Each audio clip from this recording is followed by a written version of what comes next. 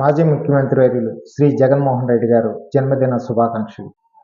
మరి ముఖ్యంగా వైఎస్ రాజశేఖర రెడ్డి మరణానంతరము మన ప్రీతమ నాయకులు శ్రీ జగన్మోహన్ రెడ్డి గారు ఓదార్పు యాత్ర ప్రారంభించినప్పటి నుంచి కూడా అప్పటి కేంద్రంలో ఉన్నటువంటి కాంగ్రెస్ ప్రభుత్వము తప్పుడు ఆరోపణలు చేసి 16 నెలలు ఆయన నిర్బంధించారు. తర్వాత 2019వ సంవత్సరము ఆయన అఖండ మెజారిటీతో రాష్ట్రానికి ముఖ్యమంత్రి అయ్యారు. ఆయన ఇచ్చిన హామీలు తక్కువే కానీ 195 హామీలు ఫుల్ఫిల్ చేశారు.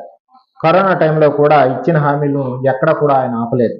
అలాగే దానిలో కొన్ని అభివృద్ధి కార్యక్రమాలు మాట్లాడుకుందాం.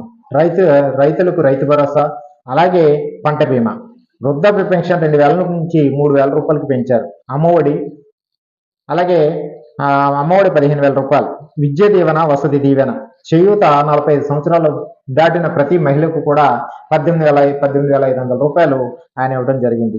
నాడు నేడు కార్యక్రమంలో భాగంగా స్కూల్స్ అండ్ హాస్పిటల్స్ అన్ని కూడా అభివృద్ధి అవటం కూడా మనం చూసాం, డెవలప్మెంట్ అవటం కూడా మనం చూసాం. అలాగే ప్రతి గ్రామానికి 2,000 మంది పాపులేషన్ ఉన్న ప్రతి గ్రామానికి కూడా ఒక సచివాలయాన్ని నిర్మించి దాంట్లో 10 మంది స్టాఫ్ గవర్నమెంట్ ప్రభుత్వ ఉద్యోగాలుగా ఆయన చేయడం జరిగింది. అలాగే 4 లక్షల మందికి ఉద్యోగాలు ఆయన కల్పించడం జరిగింది. ఆయన చేసిన హామీలు కానీ, ఆయన చేసిన కార్యక్రమాలు కానీ ఈ రోజు కూడా